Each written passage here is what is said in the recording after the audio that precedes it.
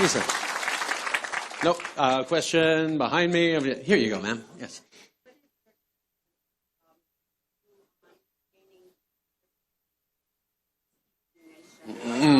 Yeah, excellent question. Question about international relations and our status as peacekeepers.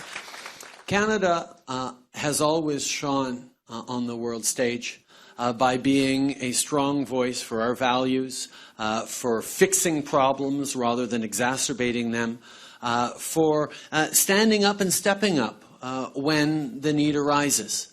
The fact is, we talk a lot about Canada as a peacekeeping nation, and that's extremely important, but sometimes we gloss over the fact that we only earned the right on the world stage to have an impact on peacekeeping, to contribute to the creation of the UN peacekeeping force, because we had stepped up and fought far above our weight class in the trenches of World War I, in the beaches of World War II, and in other conflicts. Canadians have always demonstrated a capacity and a desire to step up and help, and that's why anywhere you go in the world, when a Canadian aid worker, Canadian Forces personnel, or diplomat arrives, having that Canadian flag on your shoulder or in your hand or on your backpack means that you're not there to oppress, to conquer, to exploit.